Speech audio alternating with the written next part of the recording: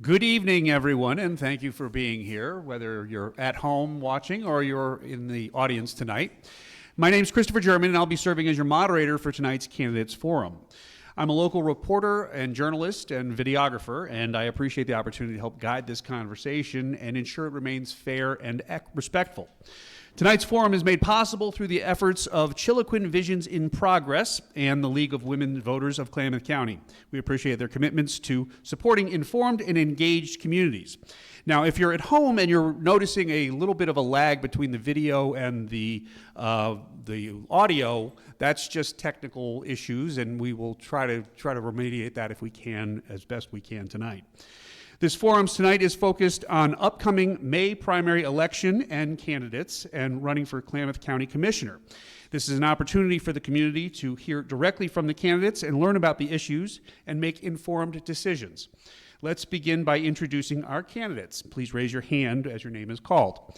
Avery Wild, Elvina Kantla, Kelly Minty, and Steve Bitzer, sorry about that.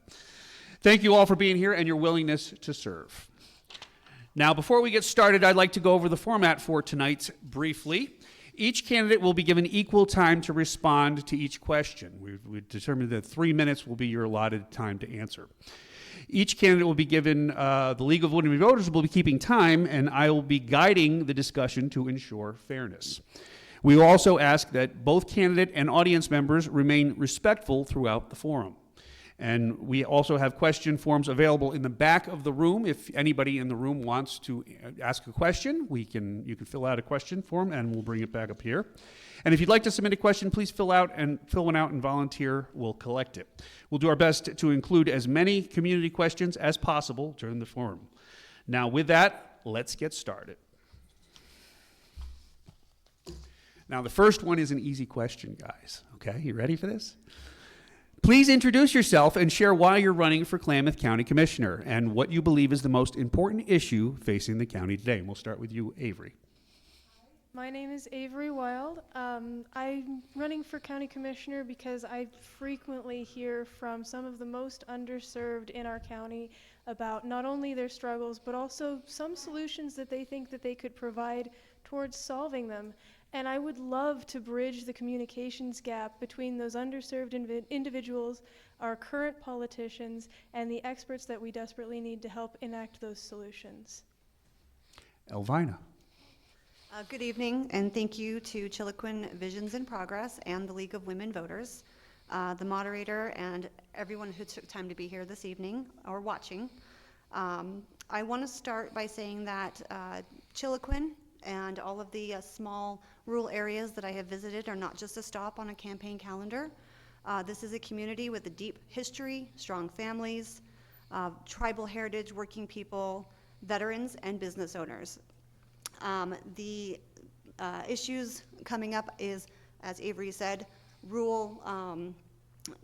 I'm running because I believe we have to get back to the basics, the foundations of public safety, roads, emergency response, responsible budgeting, and practical infrastructure with honest communication with the public that affects more than just Klamath proper.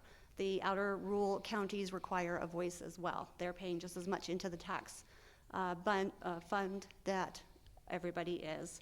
A commissioner does not have a magic wand, but a commissioner does have the responsibility over budget priorities, oversight, policy direction appointments, and the tone of county government.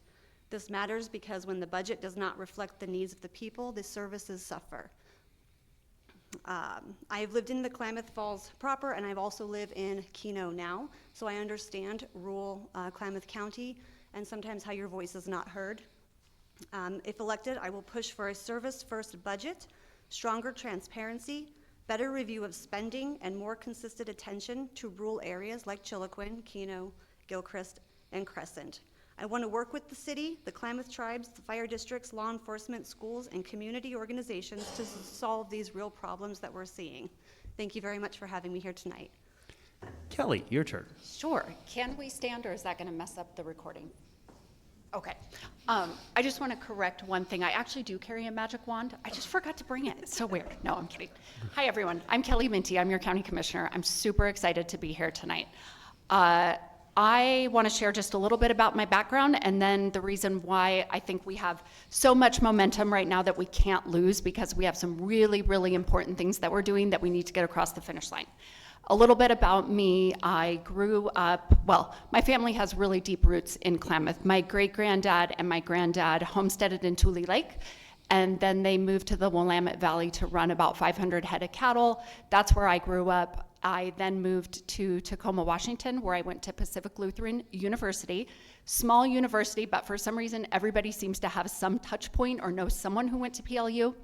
I got a bachelor's in communication with a minor in business, and then I started my career in the best place on earth, Klamath Falls. I was Lyle Ahrens before Lyle Ahrens. I worked for KOTI TV. I was a journalist back when journalism was really a thing, where you told stories, and I hauled a big camera around, and I'm so grateful for that experience because that's what made me fall in love with Klamath Falls. I worked in New York State for a while, and then I was like, where do I want to make my forever home? It's going to be Klamath Falls. So I came back, and now I'm your elected representative, and I could not be more honored to do this work. I get up every day feeling a sense of purpose because I love working for you. So why do I want your vote? I want your vote because a vote for me is a vote for experience, and experience really does matter. It gets you results way more quickly. Day one. So what are some of the things that I think are really important that we're working on? First and foremost, and this is something that I think will particularly resonate for you, we need a safer Highway 97. Highway 97 is the stretch of Highway 97 in our county is the most dangerous section of highway in the state. It's the second most, 97 in general is the second most dangerous highway in the state. That's unacceptable. We're losing our friends, our neighbors, our grandparents, and our aunts and uncles, and I'm pushing hard on that. I'm already doing the work. I've already worked with a coalition of other commissioners. We have a game plan. The work's too important now to get sidelined. I need you to let me keep doing that work.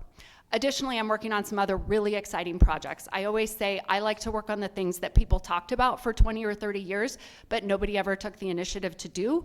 Things that are more long-term. They might take 5 or 10 years, but we're gonna do them. You gotta start somewhere. So I just really want you to know that I'm honored to already work for you. I wanna continue working for you. And again, we've got momentum on some of the things you care most about, and I'm gonna get those things across the finish line with your vote and your support. And I always view it as truly, I work for you and with you, and so I invite you to be part of the conversation, be part of the solution.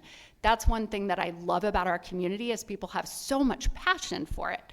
And Leslie, you had to tell her that my time was up. Darn it, could have kept on going. No, thank you very much. All right, Steve, your turn.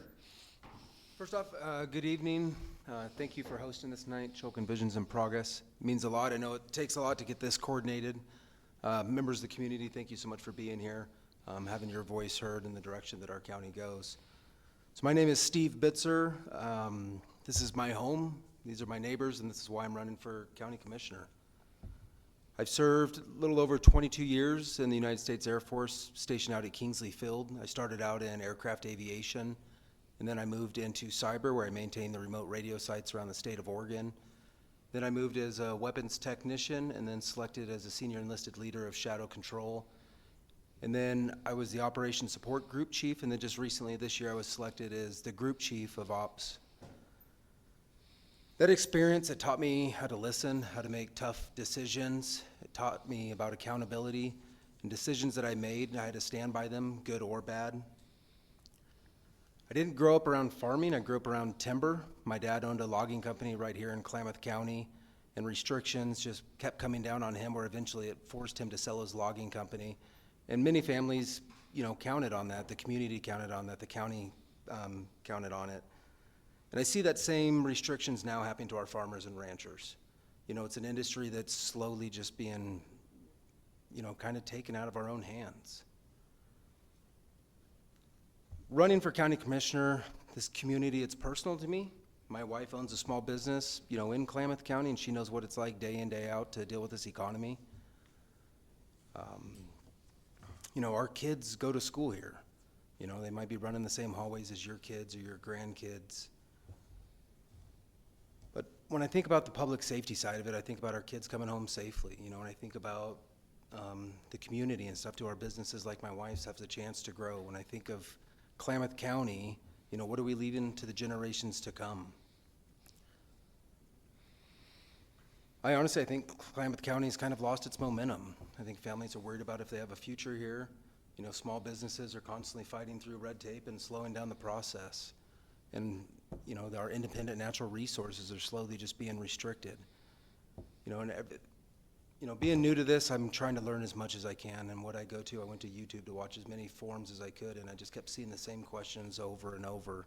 And it's like we see the same results every single time. So it's like, what are we doing to accomplish some stuff? That's why I'm running. I never once intended to be a politician, but I want to take my military leadership and bring it to the county, because I believe the same stuff that we've done out at Kingsley Field I can bring to the county building. That's why I'm going to ask for your vote. Thank you. Well, we're going to stick with you, Steve, and we're going to come back down the table this way. These questions are going to deal with core leadership and governance questions. So, Steve, what does effective leadership look like to you in a rural county like Klamath County? Effective leadership, you know, I think the definition, you know, that we were taught in the Air Force is, you know, the art to influence others, you know, but that's directly it. It's empowering the people around you, building a team. I was successful in the military, not because of every single thing that I did, but it was the people that I surrounded myself with, the groups that I put together. I allowed people to go out and make decisions on their own and support them. There's 50 different ways that we can go into a problem, and there's not one solution. There's many different ways. And, you know, I think growing up and going through the military to young airmen, that was the hardest thing for me, was to let go. I always wanted to be kind of in control of it because I wanted to see a certain outcome. And it took a long time for me to sit back and let other people voice their opinion and use their own experiences. And then the final outcome, it might be a little bit different what I thought it was going to be, but sometimes it was a lot better product. So the same thing in our county. It's just we need to empower the people that are already in charge. We, in the military, we call them subject matter experts, and they're the people that know those fields. So we need to do everything we can to support them, give them every tools that they need, and let them know that we have their back no matter what. Thank you. Kelly, same question to you. Great. Effective leadership in Klamath County really hinges upon not taking no for an answer and not saying no. So why do I say this? I say this because when I first started in office, I had really big dreams. I heard people talk for years about how Klamath Lake is so beautiful. Why can't we be a mini Lake Tahoe? Why can't we have bars and restaurants and walking trails and canoe trails? And why can't we dredge the lake? And I would go to people that were more experienced than me. For example, somebody in a high leadership position at the Oregon Water Resources Department. And I was all bright-eyed and bushy-tailed, and I would say, my community wants me to dredge the lake. Can we do that? And they would say, no, that makes you sound very stupid when you say that. In fact, I had somebody tell me, that makes you sound like you want to build a staircase to the moon. That's the likelihood of that, Commissioner. So I thought to myself, okay, don't say that again. Well, fast forward. I got more confidence, and most importantly, I got much more knowledge of how these systems work. And I learned, actually, the state of Oregon owns a dredge. It's a state asset. That means you, every single person in the audience, you own it just as much as the folks on the coast that are using it. And I thought, I wonder if we could borrow the dredge since it's a state asset. So I started asking the right questions to the right people, including sitting across from our governor. And I like to tell the story that I said to her, ma'am, I'd like to borrow your dredge. And she looked at me like, Commissioner, what are you talking about? But as I explained the plan and the idea, it started to take momentum. And I can happily say to you that we have a plan now to do a pilot project where we do some small-scale dredging at the lake to see what happens. Now, this is because I learned to not take no for an answer.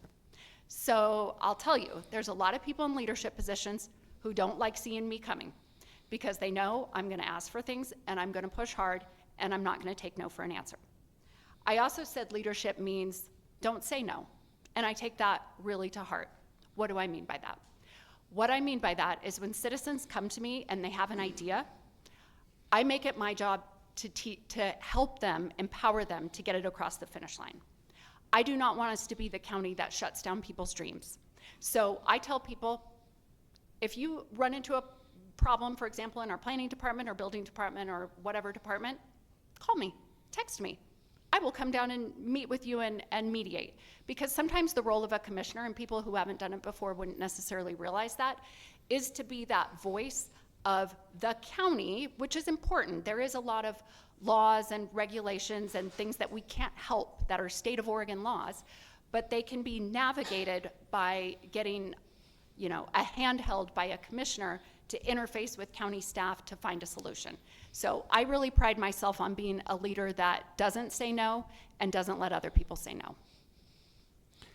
Elvina, your question. So I have two primary priorities. First of all is restoring fiscal responsibility to our public safety and demanding smart, sustainable economic growth. I do understand that in our county, 60% of our land is forestry. Therefore, there are zoning issues and things like that in building new industry, something that needs to be considered and worked on. In public safety, I did sit down with Sheriff Mitchell and Under Sheriff Smith. We discussed the stark realities of their budget and daily operations. Costs are going up, our income is not. So there is a massive county to cover. Right now we are seeing a dangerous centralization of services. We need to instead of bolstering one populated area at the expense of the taxpayers in like Keno, Crescent, Gilcrest, Bonanza, and Chiloquin, we need to focus on spreading the funds out instead of spending it on frivolous activities within Klamath proper, kind of spread the funds to our public safety. The second is smart land use and economic growth. We need revenue, but I'm not going to support extractive industries such as these large solar farms, any type of data centers or anything like that. We can't tie up our timberlands and increase catastrophic fire risks that threaten the residents and home insurance in these areas. We can't risk polluting the Klamath River. Instead, my priorities are to champion industries that actually fit with Klamath County. We need to focus on advanced wood products, agricultural food processing, and light manufacturing. We already have these businesses that are working here. We need to grow on those. The Wilson Art Plant project did bring some jobs here. The negotiations on the contracts for pilot programs or tax abatements can be negotiated, I think, a little more strongly so that they don't just up and leave when their time is up. Cutting down on frivolous spending, making sure those funds go to our most basic foundational services, such as patrols, corrections, and then making sure that we bring in new industries, I think are the most important things moving forward to bolster the whole county. Thank you.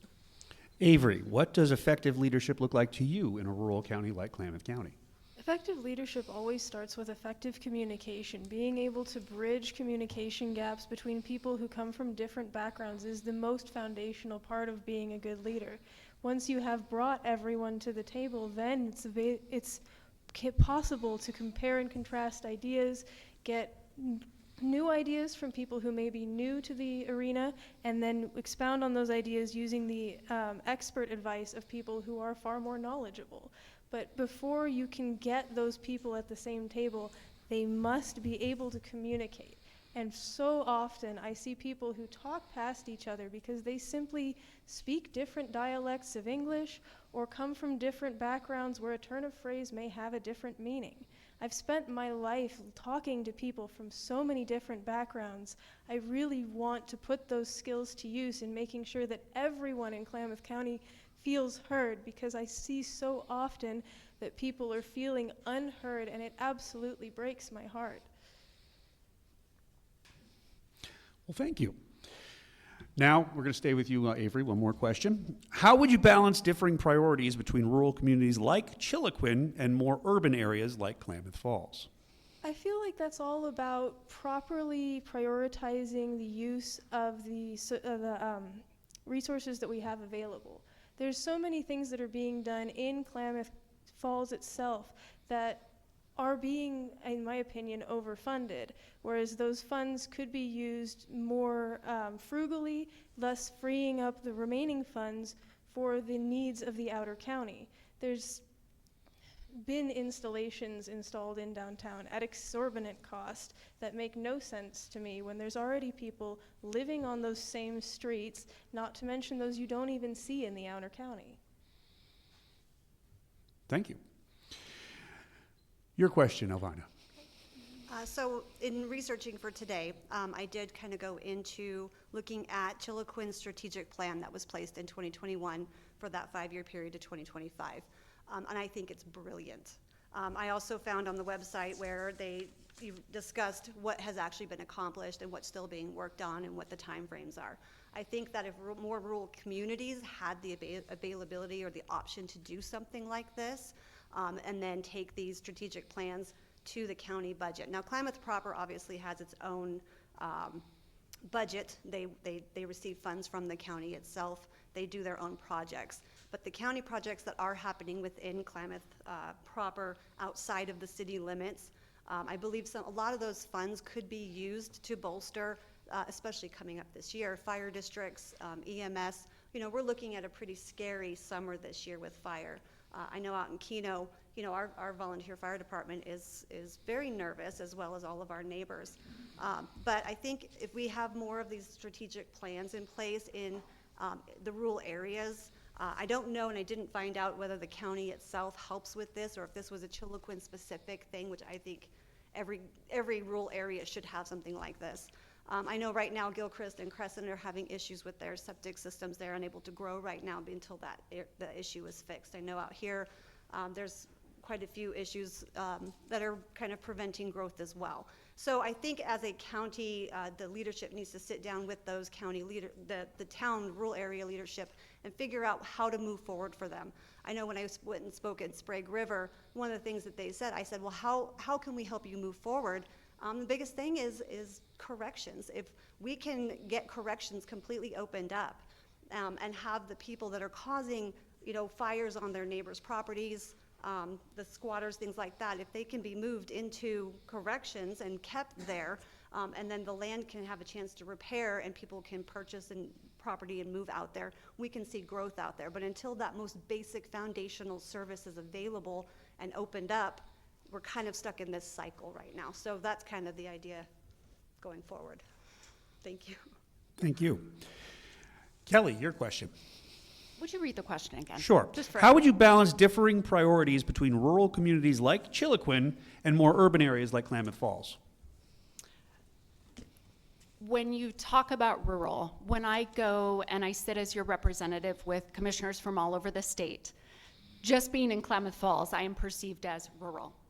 But this morning I was in Gilchrist, and Gilchrist, you know, is very rural as comparison to Klamath Falls. So we know, and I was telling Elvina before we started, there's a joke in kind of the commissioner world, like, you've seen one county, guess what, you've seen one county. Like, counties are very different, they're very diverse, and Klamath is, excels in that. We're a huge county with all kinds of small communities and larger communities. So when you say, how would you balance the needs of rural communities? I say this a little tongue-in-cheek, but let's not balance it. Let's have an abundance mentality. We can do all of it. We have a lot of resources. We don't lack oftentimes in actual resources. We oftentimes lack creativity and lack the ability to sit down together and partner. I can give you so many examples of where partnership has been the answer. So let me give you a concrete example. In the northern part of the county, I've been sitting with a coalition that is working with southern Deschutes and northern Klamath County, really specifically on preventing wildfires this summer. There's a huge fear that all the homeless camps and other activity in the forests are going to lead to catastrophic wildfires this summer. We know we're in one of the driest years on record ever. So friends from southern Deschutes County started engaging northern Klamath County. And in those conversations, we've learned a lot. We've learned that we can partner, i.e., a little bit of resource in Klamath County code enforcement can help a lot down there where they have no code enforcement in a certain area, for example. So through partnerships, we can all really multiply the amount of resources that we have. In other words, this sounds a little bit, and again, this is kind of tongue-in-cheek, like sometimes 1 and 1 doesn't equal 2. Sometimes 1 and 1 can equal 4 if you get the right people together and you can all contribute. So I don't think we always lack in resource. I do think sometimes we lack in creativity and willing to partner. I think partnership is often the answer to help our rural communities. And one thing that's amazing about our rural communities in Klamath is that we are some of the most nimble. You get a group like Chiloquin Visions in Progress, and I will give a shout out to Robert Cowie back there. I mean, single-handedly, that man, I can't even tell you how many things he's done. You get some passionate people and some passionate groups, you can change the world. That old expression about never doubt the ability of a small group to change the world, it's really the only thing that ever has. We do that all the time in our county. So I will help bolster and elevate those rural voices so that we can keep using them to maximum impact. Steve, your question. I mean, I think most, like, root of all problems is the communication side, and that's where everyone has to sit down, leaders of communities, civic leaders, everything, and come up with a prioritization of exactly what is needed in each community, because everyone's going to have something a little bit different of what they need, okay? But getting everyone to the table and understand what everyone needs. Honestly, it's the communication side of it. And then you'll realize as you filter through, maybe every scenario that if someone's requesting, needing something like that, there might be other people that need the same exact thing. So, partnering up with other people to solve a problem, okay? There's different grants out for different things. Maybe something that Chiloquin needs, Klamath doesn't. Maybe Keno needs something that Gilchrist doesn't, okay? But the hardest part is getting everyone in the same room, talking, have that hard, honest conversation, okay? Because maybe there's something in Chiloquin that they're doing a lot better than what's happening out in Keno. Can they provide the same services to Keno?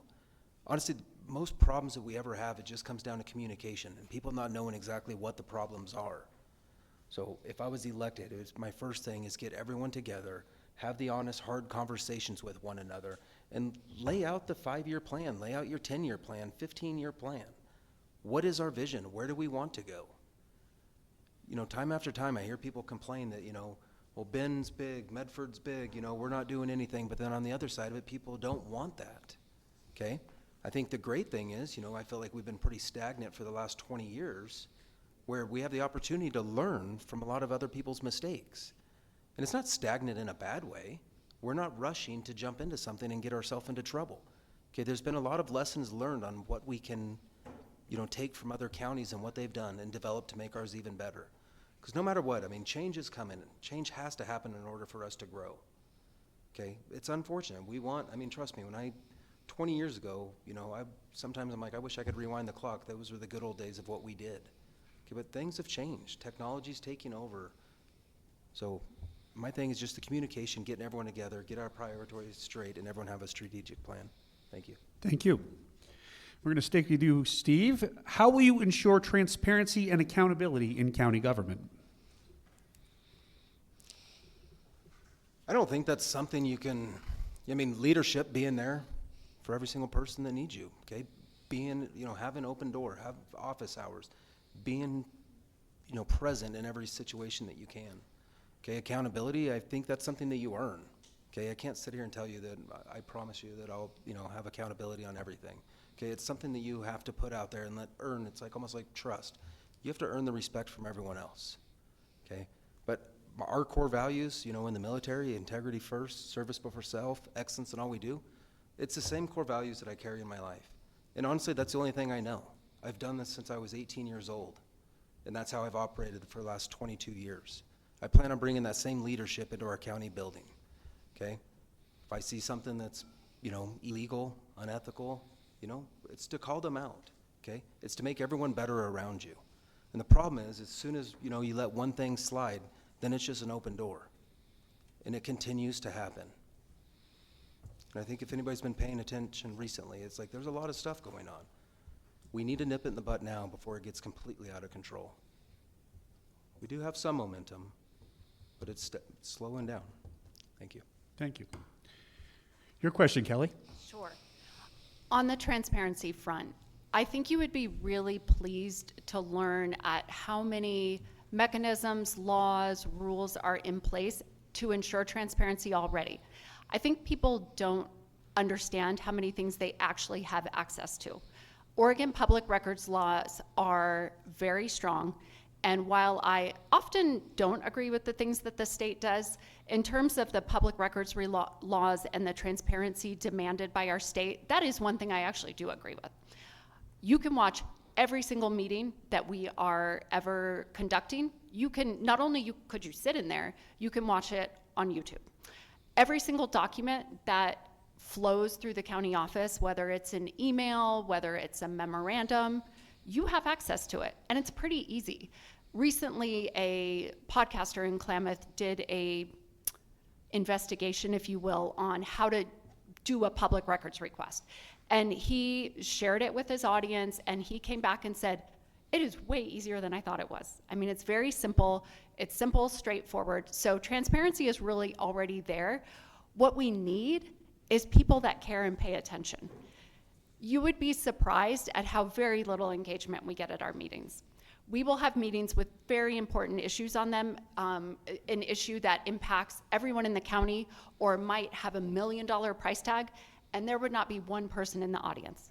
So I just really want to make this push that it is a very transparent system, but you have to avail yourselves to it. And I really invite you to do that because we're doing a lot of really, really good work. Sometimes the things that ends up in the headlines are the things that aren't so great. And we've all worked for organizations. We know how that goes, right? Not every organization is filled with every single employee or person that is perfect. Are there some imperfect people in county government? Sure. But for the most part, I'm really proud of our staff and I'm really proud of the work we do. You also asked about accountability. That's pretty simple. Own your mistakes.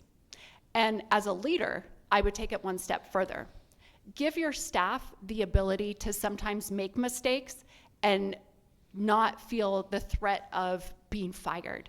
Because sometimes they have to have a little bit of grace or leeway to make a mistake in order to take some risks. I'm not talking about things that are unethical or illegal. I'm talking about going outside the box once in a while to try to change things for our county, and a boss saying, hey, I don't want you to always be so perfect. If that ends up not quite working out, that's okay, I'll cover you. So one thing that I feel really strongly about is that I am an accountable leader.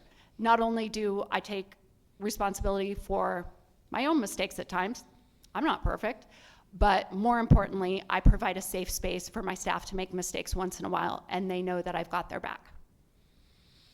Elvina, your turn.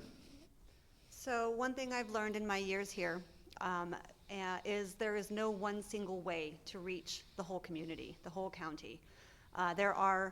There's not one single newspaper, there's not one single website, although the Klamath County website is incredibly interactive. I've been doing a lot of tutorials on my personal, my Vote Elvina Facebook page to show the public, but only so many people to see that as well. So one way to do that here is word of mouth. And I have learned in doing this campaign is you have to go out and just talk to the people. You have to make the town hall meetings. You have to make an effort to be out there amongst the people as often as possible. I'm on a couple of different boards. They're both nonprofits. One of them is heavily dependent on the community coming out and spending their money there so that we can continue doing that program every year. And every year we still find out from the community they had no idea that this program exists for the community. And it's been years that we've been doing these programs. So it's just a matter of talk to the people around you, talk to your neighbors, talk to your family, put it on social media, put it on a website, send an email, mailer, and just a campaign with your communities to get as much information out there. As a leader, that transparency, you go out to the communities, you make a town hall meeting and you invite the public, and if only so many people show up, then you go back out the next month. It's only an hour or two of your time, and that's your job. That's your whole purpose for existing in that position, is to communicate. As for accountability, again, I agree with Kelly on that. Own up to any mistakes that are made, but also own up to maybe bad decisions that don't have long-term, you want to make decisions that have long-term goals for the whole community. Be accountable for that. Be out there with the community. Hear what they have to say. Invite the leaders into meetings to be there, so make sure that the community can hear them as well. The people doing the job are the ones that know the best. So you want to hear from them, absolutely, and you want to actually pay attention and follow through with them. Thank you. Avery, do you want to read the question again? Please. How will you ensure transparency and accountability in county government? Transparency, I do actually agree with Kelly a bit on as far as how much there is already information available to the public. It's available, sure, but it's not exactly easy to find a lot of the time. There's not a lot of links between what is posted on YouTube and the county webpage. I find a lot of the county is on Facebook, but I don't find much county business on Facebook. And many of these meetings that are being held with the county commission are underattended because people don't know what's going on in them until after they're over. They don't know what's going on in the building just a few blocks down while they're clogging up a street corner just a few blocks elsewhere. If they knew what was going on before it was happening, there might be more ability for people to show up. As well as with accountability, a lot of that comes down to just very careful accounting. Thank you. We're going to stay with you one more time. Can you describe a time that you had to make a difficult decision with limited resources? What was your approach? Oh man, there have been so many times that I have had to make difficult decisions with limited resources, and often the best approach is to go with whatever the most recent available information is, assuming that, of course, that it's reliable and not just word of mouth or some sort of gossip. But often it's go with what the most recent, most available, most accurate information is. Even if it's a bit outdated, it's going to be better than going with something that's further outdated or something that may simply be speculation. The more concrete the information that we work off of is, the more concrete our decisions can be, and the more recent and accurate that information is, the more useful it can potentially be. There's no point in running off of information that may be inaccurate. As my spouse loves to say, only accurate information has practical application. Elvina, your turn. So I'm going to tell you a little story. This is very personal to me. 25 years ago, I had a 8-month-old baby dropped on my doorstep. I was 22 years old, and I was 7 months pregnant. There was no internet. There was no resources, and there was very little money, because at the time, we were just starting out, my husband and I at the time. So I did what any person would do, and I called an attorney, and I said I took the child in. He was underfed, definitely neglected, and needed help. So I called an attorney to find out what my rights were, because there was no way to research it or figure it out on my own. She said, it's going to cost you about $6,000. You're going to go through some paperwork, and I'm going to find you a social worker. So at a very young age, I knew that I could not answer the question on how to take care of this child. But I did know that I had just had a baby nursery set up for my expected child coming to my life. And I knew that I needed to talk to somebody who knew what to do at that time. A year later, I was able to adopt this child legally. He's now 25 years old, and we know no other, he's my son. But it was not an easy thing to do. I did go $6,000 into debt as a 22-year-old. This was back in 2002. So it was worth it. It was difficult and emotional to go through, but I knew that I needed to reach out to other people that knew better than I did. I needed to follow their instructions, ask questions, and make sure that it benefited my family as well as his future. It did. It all worked out wonderfully, and I have an amazing son now. But I think one of the biggest lessons I learned from that at a very young age was I don't know everything, and I need to ask the people that know how to get me to where I need to go. So I just make that phone call, tell them what I need for that end story, and make it happen. So, Kelly. That was a really beautiful story. Thank you for sharing that. That was very heartwarming. I'm going to take the question in a little bit of a different direction than they did, just in how I interpret what you're asking. I interpret that you're asking a question about budgets. And I want to share with you that every year when we go through the budget cycle, we have to make choices. And I view it as my job as your commissioner to try to make sure that the maximum number of citizens are being served by the decisions that we make. I think it can be easy in an election cycle to get very non-specific, you know, cut red tape or just non-specific. I'm going to get very specific. I'm going to talk to you about the budget cycle last year. So everyone knows, well, I do want to point out one thing. It is let's do a little myth busting. I think there's a show called Mythbusters. We have funded public safety to the fullest extent every year for the last 12 years that I've been in office. We have not cut the sheriff's office. That's always a misconception. In fact, the sheriff's office has steadily grown in budget. That we can have a whole nother conversation about public safety, and I'm happy to do that. But this question, I'm gonna stick on my original point, is that when we go into the budget cycle, we do often have to make choices about funding, you know, public safety to the fullest extent, which we have done in all 12 years that I've been there and the 2 years prior that I was on the budget committee. So we've always funded, but we have to make choices sometimes to do that. So last year, and this is something that has drawn a lot of criticism of me from Elvina, and that's okay, because she's an animal lover and so am I. Last year, we did cut some of the funding that goes to animal control. That was a really, really tough decision for me. Everyone who knows me knows, probably other than being your commissioner, my favorite thing is that I'm a dog mom. I don't like cutting animal control. But we did it to balance the budget. And then I immediately left that meeting and I said, we're forming a brain trust of really smart people to solve this problem, because this is not acceptable to not fund animal control. So what I did was take a group of people that had no connection to county government.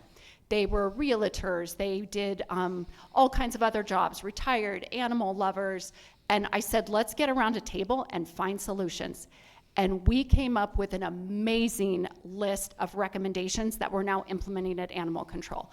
I am so pleased to tell you that through that and through some other creative reallocation of resources, like now tasking code enforcement officers to work in animal control, we're doing a great job in animal control. It's not perfect yet, but we have solutions. So when I am tasked with taking limited resources and making difficult decisions, I do the hard decision, but then I also solve the problem that results from the hard decision. Thank you. Steve, your question. Difficult decision, limited resources? Yes. That's what I've experienced a lot. So one of my additional duties out at the base is I'm the resource advisor for the operations group. So I manage our budget every year. Just like every other government entity, it's like our budgets get smaller and smaller, okay? But the mission doesn't change. We still have the same amount of responsibility that we have to do. So what do we do with our budget, okay? First thing is line by line items, going through, looking at what is the most important to complete the mission. Sometimes something might be important, but it's not maybe mission related, and we can, you know, deal with that maybe another day, or maybe we'll get funding at a later date.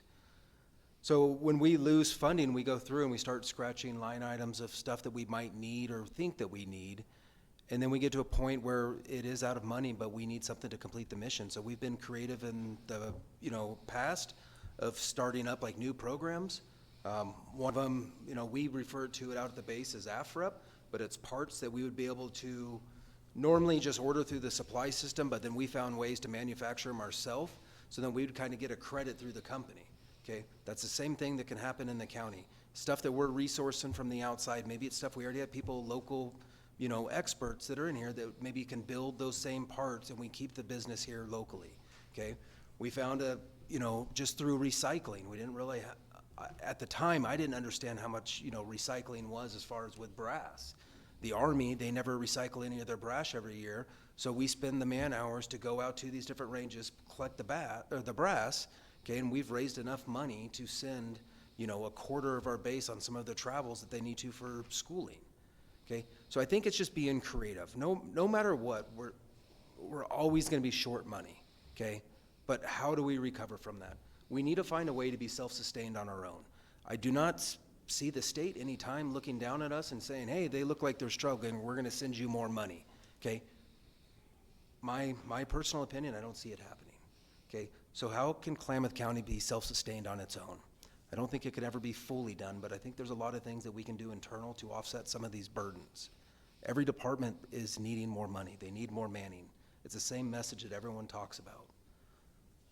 So I think just getting into the books, getting into the weeds and seeing what we can do here, because we have a lot of, intelligent people and well-crafted that I think that can help us through these situations. We just got to discover it. Thank you. Thank you. Now we're going to stick with you, Steve, one more time. This area of questions is key local issues. And the first one up is public safety. What are your priorities for improving public safety in the rural areas of the county? Unfortunately, I will never say that these are state problems. I think a lot of the problems that we have is stuff that's happened through the state, Measure 110, different things like that. It's, our crime has skyrocketed ever since, that's went into effect. Okay, but that goes back to what can we be doing better, as communities, okay? I think the first thing is holding people accountable. It's too often now, someone gets arrested and it's book and release back out on the street, okay? Which, it's no shot at the sheriff's department, the police department, the DA, okay? Sometimes we are handcuffed on this stuff, okay? But whatever we can do to find funding, I'm gonna say open up Pod C. What do we do to get that pod open? How much money does it take, okay? Start holding people accountable for their actions, okay? We set the tone of what Klamath County is. I think by holding people responsible and there's actual consequences to their actions, okay? We start filtering that stuff back out of our county. So whatever we need to do to work together, I think get get law enforcement fully funded, get our jail fully operational, hold the state accountable of what they said that they would do.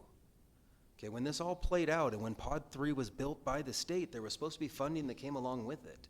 Okay, they started giving us funding, okay, but then as the inflation and everything goes, that same dollars that they give us is not what it costs today. And that's the hard thing to do, is to hold people accountable. But that's what the commissioner's jobs are, is to go up to the state, go to DC, everything, to continue to fight for that. Thank you. Thank you.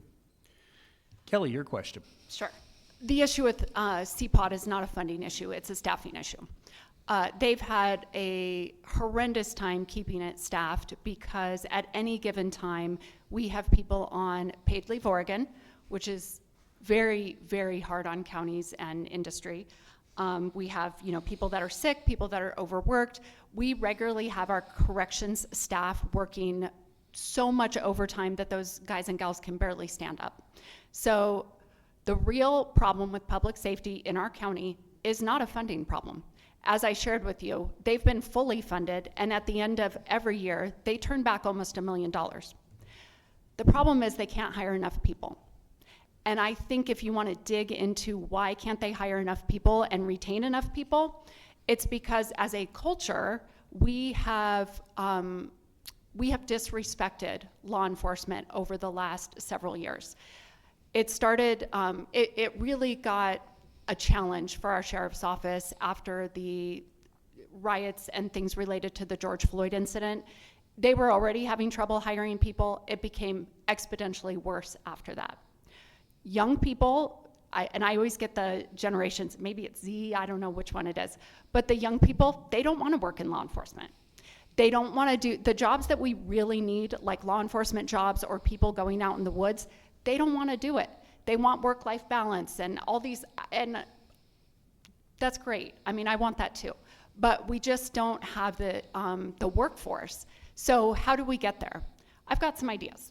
One is I think that we need to start home growing our talent. We can't just say, let's put up a posting to hire 10 corrections officers and expect to get them.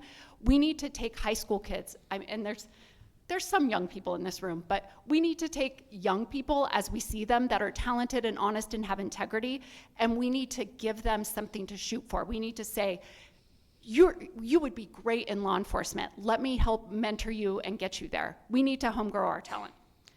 The other thing when it comes to public safety, again, it's not a funding issue. It's often a creativity issue, and it's mostly a staffing issue. The other thing we need to do is it goes back to collaborating. I will tell you that in North County, they are screaming for a resident deputy. I get it. I want that for them. We have not been able to hire one. But the other day, I was talking with a gentleman who was kind of yelling at me, to be honest, and he finally said, I just don't know what the answer is. And I said, well, I wonder, we talked one time about maybe job sharing a deputy with Southern Deschutes, because they're a lot closer to the northern Klamath County part than Klamath Falls. And he said, you know, I actually know one of those Southern Deschutes sheriff's deputies. I bet maybe he could be contracted to be part-time at the county. So anyway, I'm getting the times up, but I will tell you that it's a staffing issue, and also we can explore collaborations and partnerships. Elvina, your turn. So that is one thing I definitely discussed with Sheriff Mitchell and Under Sheriff Smith when I went and had the meeting with them. Our public safety is broken up into 4 departments: administration, patrol, corrections, and civil. And they have to cover 1,800 square miles. Our county is massive. Like Kelly says, it's not so much a budgeting issue, although we're obviously spending more money than we're receiving. So they are fully funded, but the costs of everything have gone up so much that they did have to borrow $5.5 million from our roads department to continue working. With the corrections, we have Pod C is closed right now. If we were able to open that up, again, creating that pipeline to maybe the high schools and the colleges here locally, and that is something I talked about with Sheriff Mitchell, setting that up. But we do need to change the view of our public safety. Like Kelly says, the younger generation doesn't trust them. There's a lot of mistrust, and when you have mistrust in that situation, they're not willing to go into those jobs, and that's who we need to go into those jobs. Our older generation has a lot of trust for that. They know each other. They've grown up together. But a patrol officer is not experienced enough to do the job for 3 years on their own. So when you are driving down the road and you see 3 sheriff's deputies on one call, it's because they're probably all pretty new and they need each other to help finish that job. And that's taking 2 of those patrol officers and not allowing them to go out and work in the rest of the county. So there's some foundational issues there. If we can create a campaign of positive influence with our local patrol, get that pipeline going of bringing in high school kids, it's a career. It would be a great, any of us know that, in our 40s, 50s, and 60s, that would have been an amazing opportunity coming right out of high school or college, getting a job right away, and that's you spend 20 years with public service. They just don't see it the same way. So it is an educational issue. It is a positivity issue. We have one civil officer, Valerie. She covers the entire county. Sometimes it takes a month for her to get a document displaced to somebody from the courts. We also, the catch and release programs, that has nothing to do with the actual patrol and the sheriff's department. That's the judicial side of things. So working with the judges and working with our DA and getting everyone to work together, I think, is imperative. Obviously funding, I believe the sheriffs have their own grant writer, right? Or they work with grant writers, because a lot of their additional funds for their vehicles and equipment come from grants. So really focusing, the money is out there, it's just we have to go get it. We have to support them in going to get it. And we have to support our younger generation and get them involved in their futures and having a career in public safety here in the county. I think that would start helping the issue, obviously.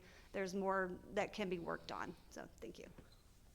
Would you like me to read it again? I think I'm all right this time. Okay.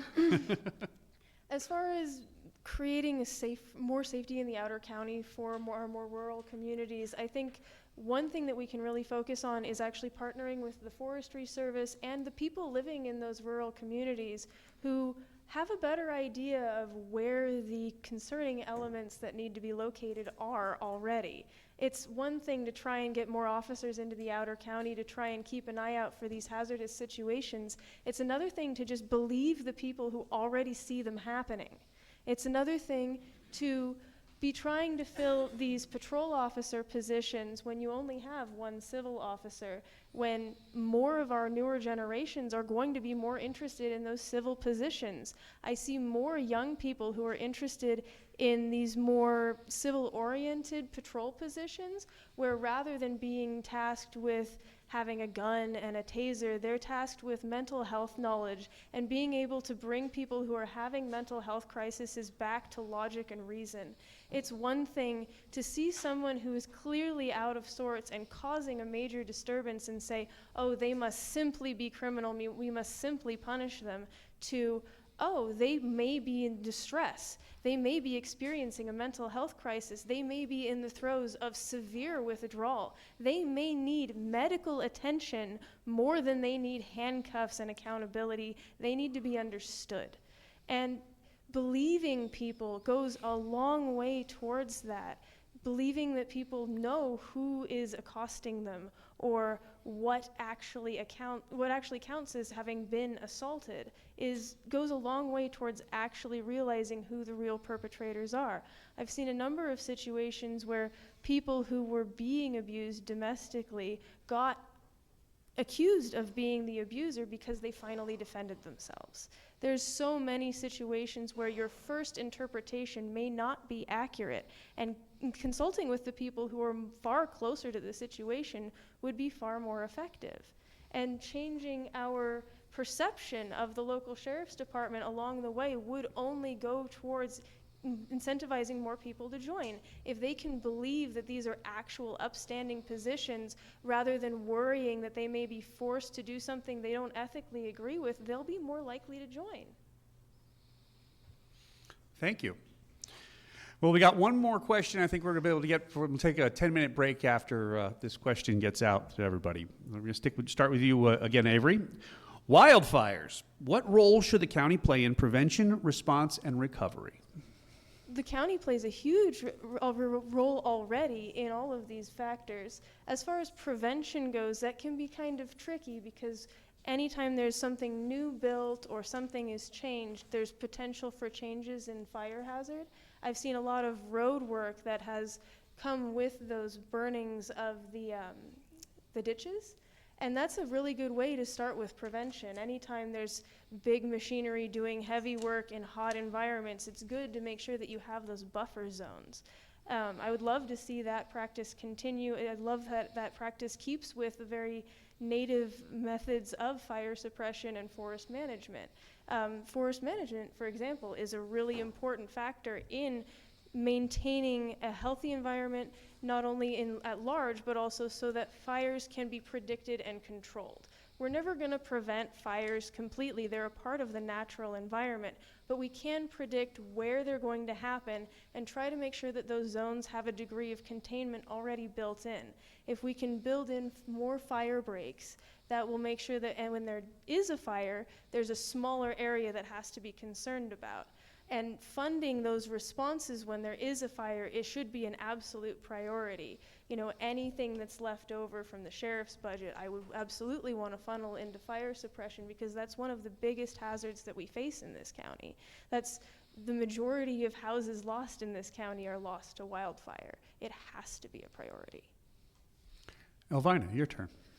So as a Keno resident whose property backs up to Green Diamond, that is a concern of ours every single summer. So it is something that we think about heavily through every year. And one thing, and also when I went out to Sprague and I spoke to some of the people that live out there, there's a constant concern of theirs as well. I was lucky enough to have one of the fire district people out there with me when he was telling me, he's a board member. And one thing is funding, obviously. It always comes back down to the money. So in that time that we were talking, we did some research and realized that there's a bunch of grants that are available specifically for fire prevention. So together at that very moment, we were able to come up with a list of people to contact in the county for grant writing and grants that he could work with his district. So it is just sitting down and talking to people and figuring out how to get the money. Training, obviously another thing. We can create a pipeline with our local high school and colleges for young people coming out, maybe don't know what they want to do, work them towards fire prevention throughout the whole winter, and then firefighting through the summer. Also stopping things like the 8,600 acre solar farm that wants to go in behind Keno, a mile behind Keno there. These solar farms are known to cause fires, so why would we put something like that in a place that's just going to go up and affect an entire community? So I have been vehemently fighting against that and any other type of system that could cause future issues when it comes to fire. Talking to the local volunteer firefighters in the Keno area, making sure water is available to the people, to the fire, districts and the people. Also, campaigning in the communities to make sure that the people that live there are creating defensible spaces and making sure that they have the system set up to prevent if the fire does come. Something that we do, we line our entire fence line with sprinkler systems and have cubes of water out there ready to go in case the fire does come towards our home. So public educational campaigns, cleanup crews. Another thing is we could work with the state on parolees and people that are in the prison systems and having them come out and help with, earning money while also fighting fires or fire prevention. So that's, the start of it. I think this year is going to be a little extra scary for all of us. So talking to your neighbors and making sure you're as prepared as possible. Kelly, your turn. So she said a smart thing, that they line their fences with sprinklers. In my neighborhood, all the fences are lined with campaign signs right now. I don't think that's gonna be good when it comes fire season. I joke. This is such a crowd that needs to smile a little. Everybody is so serious in the audience. So the real textbook answer in terms of like, what is the county's responsibility?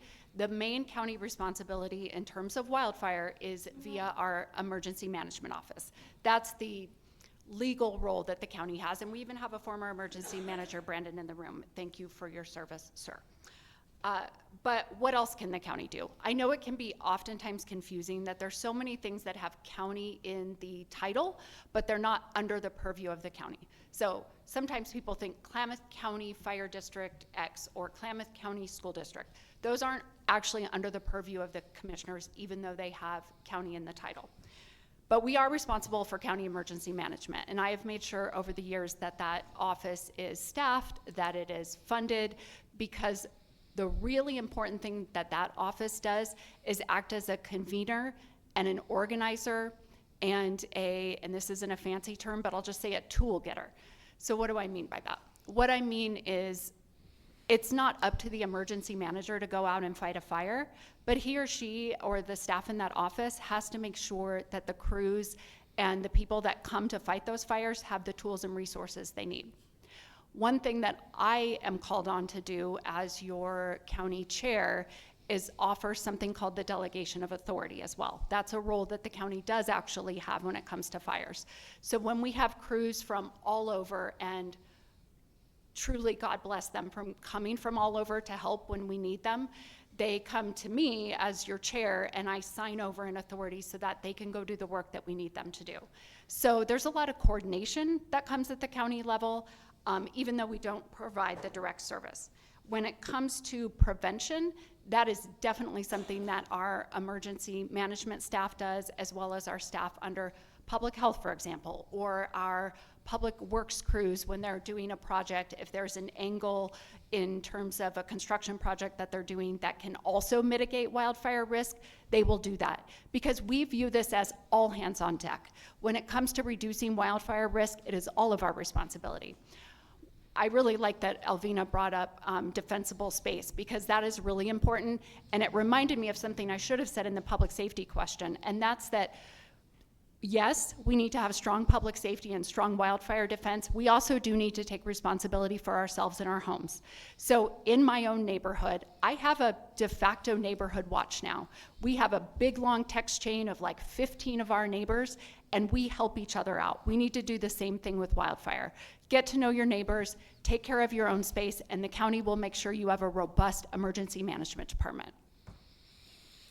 Steve, your turn. We need a log.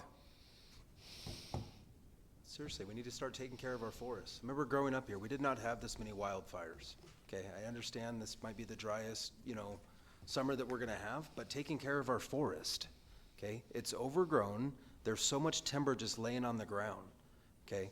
It's not going into clear cutting, anything like that, but it's like we need to take care of the forests. They're not being cared for the way they used to be. Growing up here, I remember maybe 2 large fires that was in Klamath County.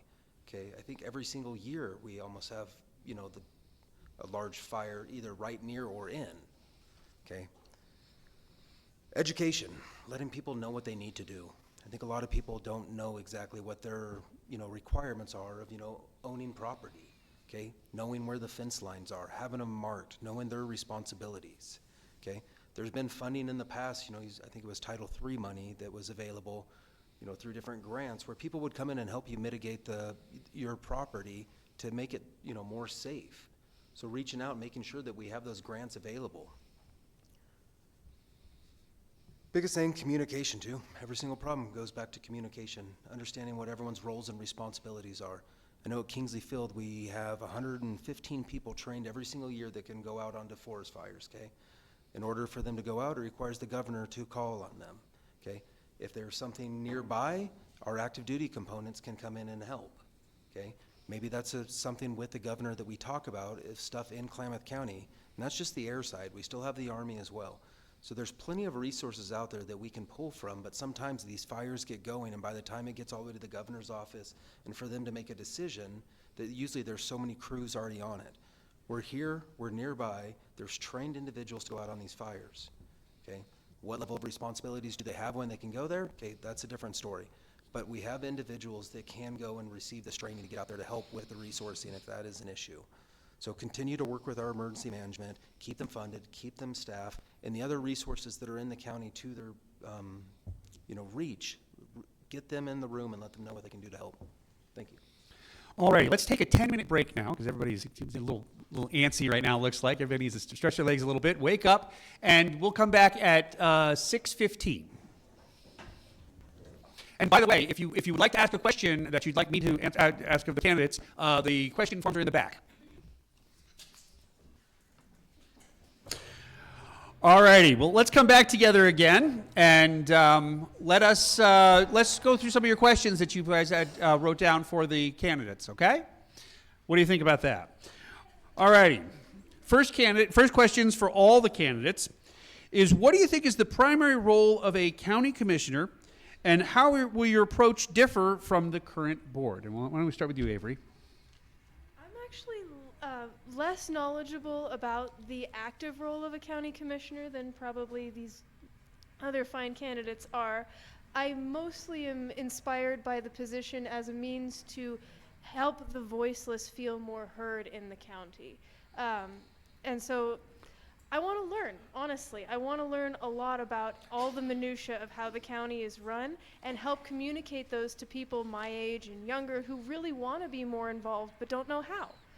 I mean, that's probably one of my biggest driving reasons to want to be a county commissioner, is to help make government more accessible to younger people. Very good.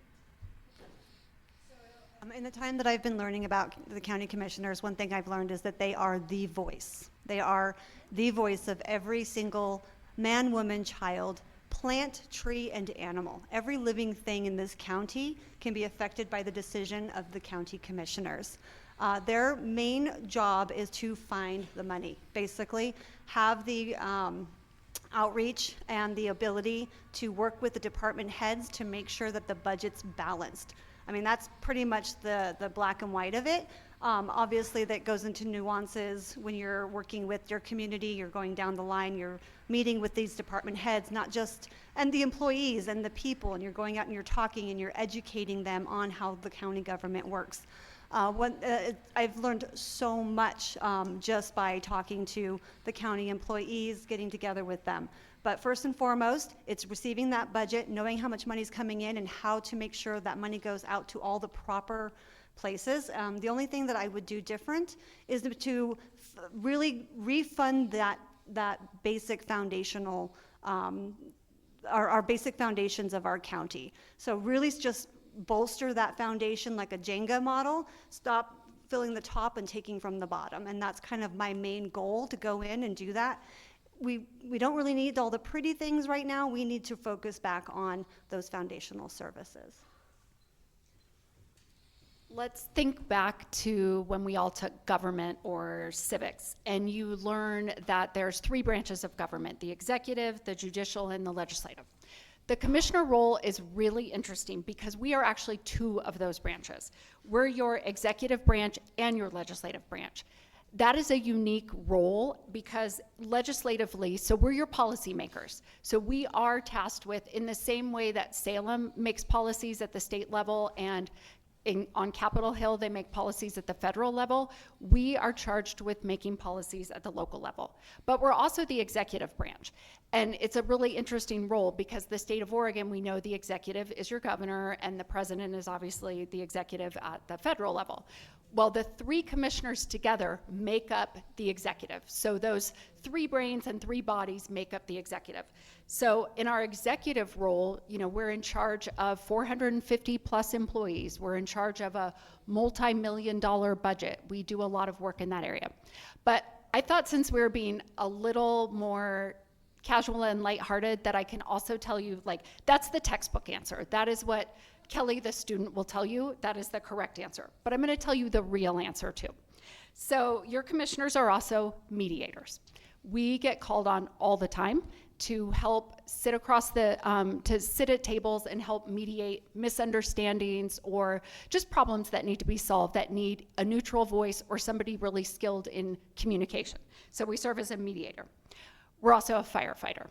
And while I don't wear all the fancy gear, I'm putting out fires all the time. And I love that part of my job. I love to find a problem and to put out the fire.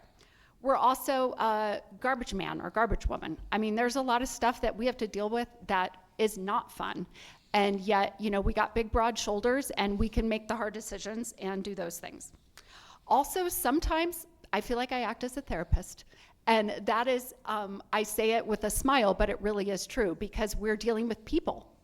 There's humans with human problems. There's humans with human relationships. You know, the way that you're effective as a commissioner, I always say anyone can be a commissioner, but being a good commissioner is really, really hard. And one of the ways that you do that is that you're an effective communicator and negotiator, most importantly, with the two other people you work with. Because that's really the way I told you those three brains and bodies as one are the main administrator of your county. You have to be able to work with those two people. And I have done that successfully through, I think I've worked with now 8, 9, or 10 different commissioners, and I've been able to successfully work with every single one. And finally, the first time I was running for office, someone online joked and said, "We don't need a cheerleader as a commissioner." Well, you know what? Yes, you do. I am your community's cheerleader, and I'm real proud of that. So we're a cheerleader, mediator, firefighter, garbage man or woman, therapist, and now Leslie is telling me to be quiet, so I will. But I am just so pleased to serve all those roles for you. I think with the roles is, you know, providing the basic services, public safety, the road infrastructure, and then water, sewer. Building up those programs first, making sure that we have a solid foundation. And we're not pulling from one to feed the other, pulling out of the road department to feed the sheriff's office. Okay, there has to be other avenues. We have to be using our funding wisely. So that comes back to our budget, being good stewards of the taxpayers' money, making sure that our money is going to exactly what our tax dollars, you know, said that they were going to be. Okay, and then the most important thing to me is advocating for the citizens of Klamath County. Ultimately, it's their decisions on exactly what we do. Okay, the commissioners are in place to listen to the citizens, and we push their agenda. If we need to go fight up in Salem, that is our job. If we need to go fight up in DC, that is our job as well. So whatever the citizens want and what their priorities is, but starting out with the basic necessities of what we need for Klamath County. Thank you. All right, I want to stick with you, Steve, because there's a question here about poverty. And what can be done about property blight, garbage, and to help the people in poverty that are living in our state or in our county? I mean, honestly, it's to keep, you know, there's systems in place for people that need assistance, okay? But I think this comes back to the accountability, okay? There's, like I said, the systems that are in place to help people out, but there's people that take advantage of the systems and rely on that as a career. You know, that is, you know, something that, you know, that is like a lifelong career choice they made, is just to live off of someone, okay? And it really just robs from the other programs that are already put in place to help people. So the problem is, like, the systems are already built, put in place, and that's, you know, the communication side and getting people into the next, you know, level that they need to be in order to, you know, either succeed in life, get that next job, get that first house, move, you know, from an apartment to another place. But it's continuing to trust the process that we've already put in place, but it's cleaning up the systems that are already there. And, it starts with that accountability, the transparency of each system. There's, to me personally, I see a lot of corruption now going on where we're taking from certain systems, okay, and that just hurts the people down at that poverty level, okay? So being open, communication, and making sure that people aren't abusing the system that's already there. Thank you. The best thing that we can do, and the thing that I've done ever since I've been in office, is really focus on economic development. Economic development is the way that we help support and retain good family wage jobs. That's how we get out of the poverty cycle. We're not there yet completely, to be honest. And it's not necessarily just a county issue. We are impacted by a lot of national issues, and frankly, the biggest thing that detracts from our business climate and business and economic development in Klamath County is the state of Oregon. The state of Oregon makes it very unattractive to do business in the state, but that's why it's even more important that you have leaders that are really connected, really understand the systems, and really have built relationships to help ensure that we continue where we're at in terms of economic development, and that we even take it a step further.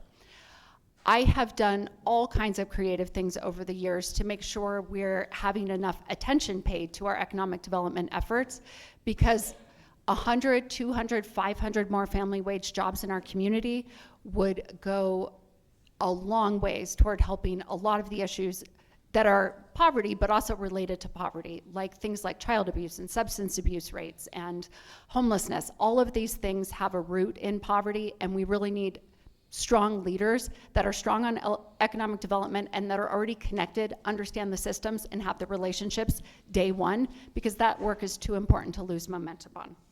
Additionally, you brought up blight, and I was glad you brought that up. That is something that has been something I've been passionate about since I first started in office. When I first started, we had one code enforcement officer, and I'll tell you, if there was one thing I got complaints on out in the community, it is there is way too much blight and code violations going on and not enough people to respond to them. In fact, our code enforcement officer at the time, the one officer, could have spent all his time in the Bly area, and that's just the reality. So in the time that I've been in office, we've grown that staff to 4, and plus we have somebody that does codes on the building side. So now we have 5 people doing that work. We've also funded programs over the years to help blighted homes, and I'll continue to do that, because while I can understand the argument that it's not necessarily the government's responsibility to take care of a problem that somebody else caused. Sometimes we do have to step in, because to me, the livability and the attractiveness of our community is directly tied to our ability to have successful economic development, which is really the key to all the issues that we have. So I will continue to be a person that says that sometimes we do have to step in. Even if it costs us taxpayer money, we do have to step in on the blight issue, because it's just too important to leave it be. Your question, Elvina. Kind of playing off of what the other two said, obviously we need to bring industry here for jobs. Poverty usually starts with because you're not making enough money, and it almost becomes not worth getting a job because you can't afford the child care, or you can't afford the gas, or what you need to do the job. On our county website, you can go on there and see where the last ARPA funds were applied, and some of those did help fund those kind of services, which is awesome. And other ways that we could prioritize, though, is housing stability and vulnerable residents over placemaking. There were worthwhile community grants for housing advocacy, child services, fire districts, and domestic violence support. But if the object is equitable recovery, we could have put more towards housing stabilization, behavioral health support, senior services, domestic violence, child protection systems, because that does start a cycle. We have KBBH, and we do the county does a lot of work directly with them to help with this type of stuff. There isn't one single answer, but obviously applying funds where it's most needed, along with the cleanup events. Like, we have a home in our neighborhood right now. A gentleman lit his home on fire, having a mental health crisis. and now he's going to continue to try to live there. We've called the sheriffs, we've called KBBH, nobody can assist because he is not willing to accept the help. So you can't force somebody to do something in right now. So code enforcement is our next step because they're the ones that can go out there and talk to him and tell him you can't live in a burned out shell of a home. It's not safe for everybody. At the same time, the fire risk for the entire neighborhood was high when that happened. So there is issues with force. You can't force somebody to take the help, and you can't force people to go to work when they can't afford childcare. So you need to go out in the community and find out what's preventing them from getting better jobs. And if it is development, then we need to bring in industries that we know are working here right now, and try to get more building and better income for our citizens. Your question, Avery. I have, in fact, gone and spoken to many of the most underserved members of the community here in Klamath, and I hear the same things a lot. I hear the bus routes are inefficient, they don't run often enough, particularly in the outer county, for a lot of people to have access to job shifts that are actually hiring. Right now, I believe there's only one bus that runs through Chiloquin, Sprague, and Derry and back to Klamath. And it only runs once or twice a day, meaning that anyone who's reliant on that bus to get to work can only work one shift. If anything changes, they could lose their job. So if we could increase the number of times that bus takes that route, or increase the number of buses doing that route every day, it would increase the number of shifts that those people have access to working, even allowing people who have kids to shift where one person works mornings and the other one works evenings, so they don't have to worry about childcare. There are a number of people in Klamath Falls itself who are struggling to maintain work, not only because they have a hard time with transportation, but because their housing is often in jeopardy. They're always just at the brink of not being able to pay their rent, often because their rents are going up every year, if not more often. I've seen so many vacant buildings in downtown Klamath that could be put to better use if, instead of housing people who are coming off of the street way out at the edge of town, we house them closer to the middle of town where they have more direct access to things like DHS, WorkSource, the bus route, which can effectively take them to KBBH, as well as downtown where the shelter is and the actual grocery stores that are affordable are. They would be doing a lot better at maintaining those housing opportunities because they wouldn't have to be trading off between housing and jobs. Another question for you, Avery. Klamath County is forested. We all agree about that, yes? What can we do to stop the influx of trash into our forests and our forested areas? This was one I looked into a little bit, actually, because I found out that there is the transfer station just outside of Chiloquin here that does one day a year where you can bring trash for free. I thought that was super cool for people who need to get rid of like large furniture and appliances and things.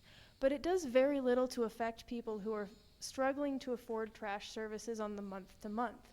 If there was a discount day once a month, that would probably go a lot farther to actually helping with the overall trash problem than having a single yearly free day. Or possibly even having both, because you'd still have the large furniture and appliances issue. But as far as the things that are just being dumped in strange places around the forested areas of the county, in ditches just along the side of the road, there has to be some degree of incentive to pick those up. I would love to see an incentive similar to what goes on at the bottle drop currently, where people can bring in their cans and get money for them, that pays people to pick trash up off the side of the road. But I understand that it would be hard to maintain such a thing without people just diving into dumpsters and going, look, a bag of trash. I think it would be more effective to use that as a job opportunities for these same people who are struggling to maintain their housing, pay them to go on trash patrols. I see all the time the signs that go, oh, this road has been adopted by such and such club, but it's still covered in trash. Okay, so why don't we pay these underserved individuals who are struggling to maintain both housing and a job to do these public services as a job that can help them then gain experience for their next job? Thank you. Elvina? Okay, I think we're dealing with trash right now, right? Is code. So, living out in Keno, driving up and down Clover Creek, you see the trash dumps everywhere. The county spends a lot of money cleaning these up. Sprague River, you see the trash dumps where people get evicted and leave everything behind, and the county has to then go in. Grant funds are often used for this cleanup that could be used somewhere else. I think the biggest issue is right now, and when I talk to Sprague River residents, is that people are moving here thinking they're buying cheap land, and they want to homestead or set up, with a bright future. And then they get here and they realize it's not easy. It's not cheap, and you can't just camp on your land. We have very strict rules and regulations here. So then they end up giving up and leaving everything behind. That is, I think, an educational thing. They see it posted online for, cheap land. That is a very, I think, a nuanced question, because right now the county's covering the costs. Who's going to pay for it, for the transfer station if we want to keep it open longer for free dumping? When you see the RVs dumped on the side of the road, the cars that are broken into and everything else, our tax dollars are paying to take those in and recycle them or dump them at the trash. Like, the money has to come from somewhere. I think if the communities can maybe come together, create a group, like a nonprofit or something, fundraise for it, and the communities can work together in their own areas to do the trash cleanups, I think that would be a really good start. I don't know if the county can really push any more money towards that, because you're taking away a ton of money. Now, one thing I do know is that other towns and cities will bus people here, and that is a proven fact. They are busing folks here. They're giving them a stipend, they're giving a train ticket or a bus ticket and sending them here. Other communities that are dealing with this, we pay for that once they get here. We pay for their mental health services, we pay for the trash cleanup, we pay for the anything that comes with it criminally as well. What I have learned is that other small towns that are being affected the same way are creating ordinances where it's against the law in that area to bus people there. So then they can go after those larger cities and urban areas that are doing that and say, we know for a fact that you bus these people here, now you're going to owe us a fine. And those fines might help start to cover those costs, and they may be less likely to ship them somewhere, that they think less of us, honestly, because even Klamath County, Klamath Falls, we're rural compared to other large areas. So we are looked down upon because of that. They don't think we're as smart. They don't think we're as capable and organized. So we need to organize in that way. And I think that starting there would help start to clean up the areas. Thank you. Kelly, your question. Anyone who doesn't think this community is really smart and really capable is very, very wrong. This is such an amazing community. I'm so proud to represent it. So it was brought up, the issue around, in a little bit of a different context, but I do want to share an ordinance that the commissioners passed because it is unique and it's effective. We passed an ordinance, we kind of went out on a limb legally on it, but we passed an ordinance that prohibits people from camping in right-of-ways. Why is that important? And I'll tie it into this question. But it allows our law enforcement to have the ability to move people along when they are houseless and on the streets, and there's a legal mechanism for it that really is a challenge in the state of Oregon, because the state of Oregon has made it very difficult for communities on the issue of houselessness. So tying it into the trash in the forest. What I've learned in, particularly in working really specifically in North County for the last several months, is that a lot of the issues with garbage and fire risk in forests is related to houseless folks. So how do you address that issue? You need to meet the people one-on-one, because it's a different story for every person. So what they did in Southern Deschutes County, and we're now teaming up with them to learn from their success, because I'll tell you what, there's no sense in reinventing the wheel. There's a lot of communities that figure out really smart things, and I am all for let's steal all the best smart answers from other communities and implement them here. So what Southern Deschutes County did, and it was really intelligent, is they got a wide group of stakeholders and they included their mental health providers. They included people that do outreach for houseless people, along with law enforcement and code enforcement and their fire crews. And they go out into the forest and they find these people and they figure out, what is it gonna take to help get you out of here? A lot of times, fortunately, the person does have a connection, maybe with someone in another state. Maybe their mom lives in Florida and they need assistance getting there. They do want to go there, but they need assistance. We have done enough work as a group to really do a good inventory of all the resources that are available, and then empowered them and educated our entire group so that no matter who from our group comes across that person, they know every resource at play to get that person out of that situation. That means they're out of the forest, they're not making a mess there, and most importantly, they're not gonna light that place on fire. So it's work that's really, it takes a lot of one-on-one, but we have people that have said, you know what, this is our job, and it is our job. So I just want you to feel really assured that those in positions like mine are working on this issue already. Steve, your question. I think there's two parts of it. You know, as a basic service, you know, it's a problem, I think, if someone can't afford the, you know, basic trash service. So there's something that we should be able to do as a county to help offset the cost.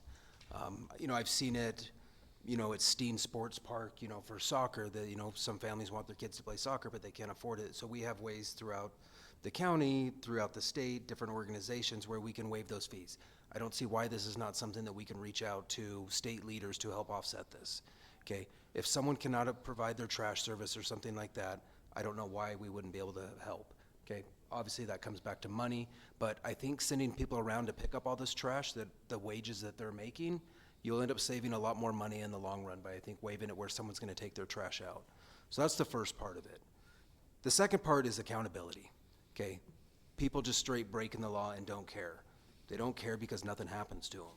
They go throw stuff out, you know, they might get stopped by a cop, sheriff, something, but then again, like, what happens? There's no consequences for their actions. So you know what, they're gonna continue to do it. Okay, we live up past the transfer station and we get trash dumped on our property all the time, okay? The dump was closed, so they just figure they'll drive it up another mile, throw it out on the road, okay? The other day, I finally got tired of it, so what I do, I took the box to the store, the UPC label was still on it, they were able to scan it, they could tell me who bought that piece of, you know, that box, okay? Little extra work on my part, but still, I'm just tired of it. So what happens? I find out who bought it, I get an address, I drive to the house. You know what the problem was is, you know, the parents paid the kid to go to the dump and drop the stuff off. They thought it was a better idea to kick it out the back of their truck and make 20 bucks that they had, okay? I'm sure there was a lesson learned there when that kid got home, okay? But that is the accountability, and it's holding people responsible for their actions, okay? And that's kind of the time we're at now, where there is no accountability anymore, at least how I feel. Thank you. All right, I'm going to stay with you, Steve. In light of the historic drought and the draining of substantial reservoirs through dam removal, how will you demonstrate support for our local food producers? I think the biggest thing we can do, and I've heard it multiple times, that, you know, commissioners say they can't do anything about it, that that's a state problem, that's a federal problem. And yes, we do see a lot of changes depending on who's president of what water's released. We see changes on who's the governor, okay? There is stuff, but as the commissioner's responsibility is to, you know, voice the concerns of the citizens, okay? Short sessions, long sessions, making sure every single second that you're up there advocating what the, you know, members of the community need, okay? Biggest thing, you know, again, I'm gonna come back to it, I'm gonna say it 50 more times, but this is where usually everything breaks down, but it's communication, okay? Being out there with the ranchers, being out there with the farmers, being out there with the tribes, anyone that is using water and needs it, knowing exactly what they need, okay?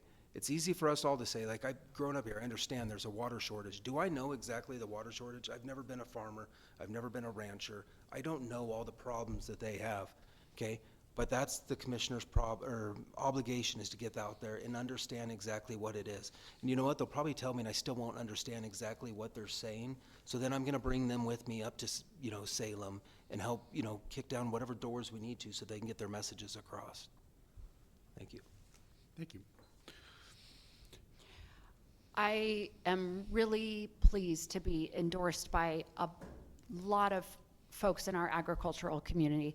And the reason why I have their endorsements and support is because I've been alongside of them for a long time doing this and supporting them and elevating their voices and connecting them where they need to be connected. In fact, the Bucket Brigade that put Klamath on the map in a lot of ways, it was national news at the time.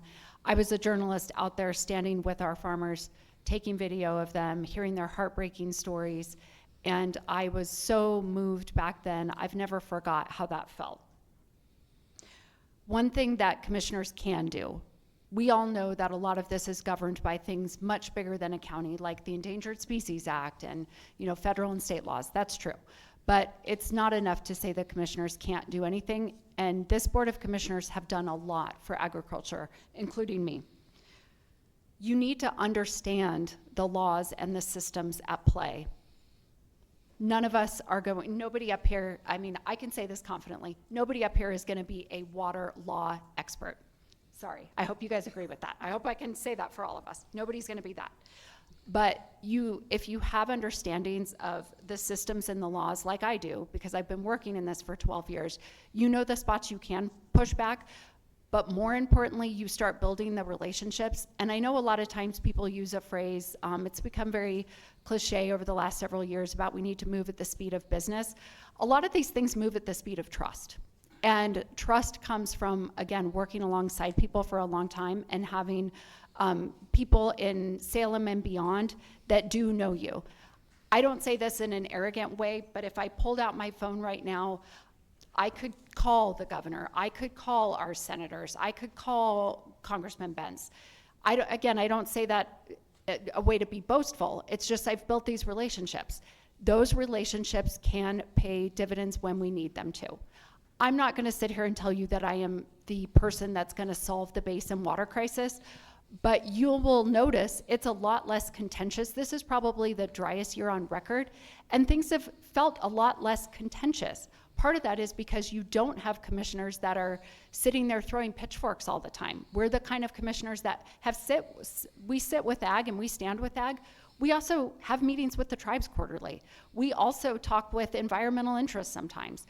We have been the type of commissioners that have been able to be really effective in the water world in order to help ag in a way that cannot be understated, because we have all acted in ways that are professional and we act in ways that are caring about the interest of ag, but mostly we've been effective. Elvana. So I grew up in the northern Nevada desert. Water rationing was a part of my life for my entire life. I know up here, since I've moved here, I have learned about all the different groups that take care of our water.